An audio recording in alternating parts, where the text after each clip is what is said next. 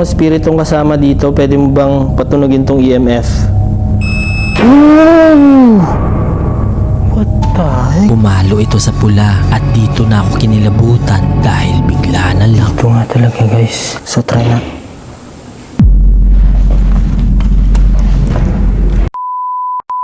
Ano yung pinto?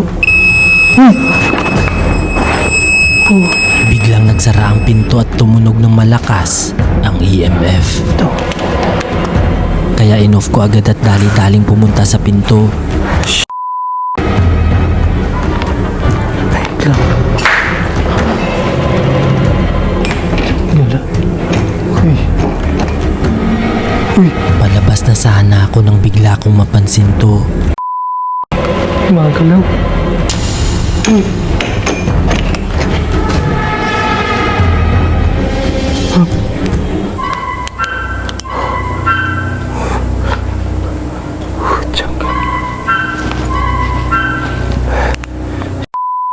Okay, try natin mag-investigate pero medyo delikado kasi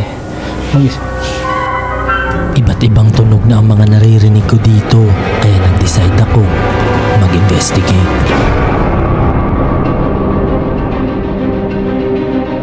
Nilatag ko na agad ang mga gamit para masimulan ang investigation, pero unang tanong pa lang, ito agad ang nangyari. kung meron akong kasama dito ngayon, pwede mo bang patunugin ang isa sa mga gamit ko dito ngayon?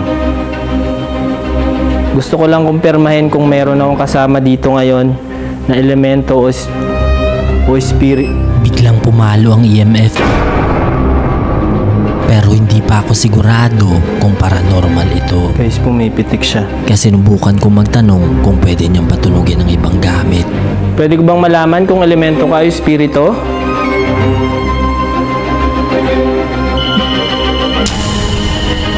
What the heck? Dito na ako kinilabutan dahil hindi lang isa, kundi dalawa na ang umilaw. Kayo po ba yung Guys, yung REM pad yung gusto niya. Hindi na umilaw ang EMF pero ang REM pad tumutunog. Pwede ko bang malaman kung ikaw yung may gawa nun sa mga kabataan dati dito?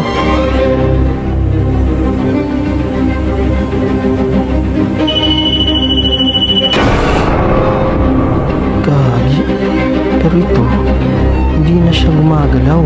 Gusto ko lang kumpirmahin, pwede mo bang patunugin tong music box? This time sinubukan kong magtanong kung kaya niya patunugin ang music box. Maraming salamat po. Pinatunog mo kanina yung EMF, yung REM pad. Gusto ko lang kumpirmahin kung ikaw yung naggagambala sa mga bata. Shucks. Maraming salamat po. Pwede mo bang patunugin yung music box? Pag dumaan po dito, tutunog po siya para po siyang ganito. Ayan, ganyan po. Sobrang lapit po para po mapatunog nyo yan. Pero mahindi ata natuwa sa hiningi kong pabor dahil bigla na lang. Anong tunog na yan?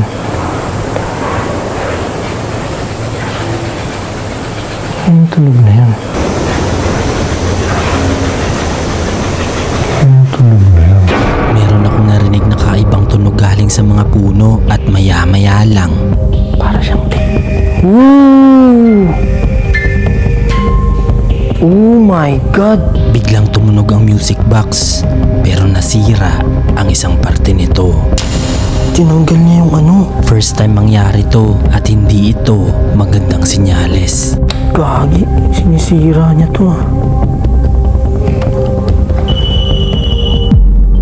What the heck? Shucks, sabay sila pumitik guys.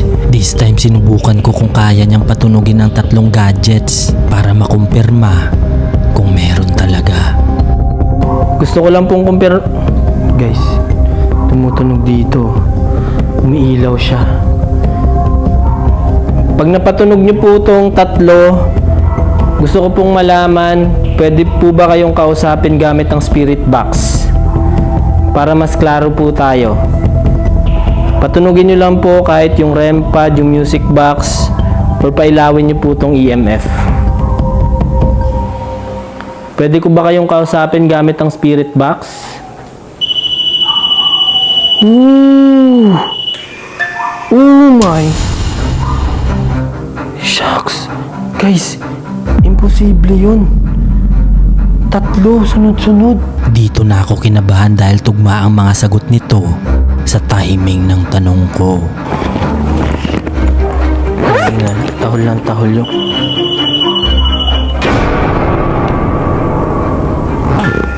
Ooh! Mas lalo akong kinilabutan dahil hindi tumitigil magingay ang mga hayop sa labas. Guys, and papakita ko lang sa inyo guys. Walang tao dito. Yan o. Guys, ako lang mag-isa dito. Ayan. Walang tao dito. Ayan. Hindi na rin tumitigil ang mga gadgets sa kakatunog. Kaya sinubukan ko agad mag-spirit box. Ayan. Kailangan lumapit ka para tumunog yan. Magtatanong pa lang sana ako pero biglang nangyari to. Ikaw ba ay elemento? Ikaw ba ay elemento o spirito? Ikaw ba yung gumagambala sa mga bata?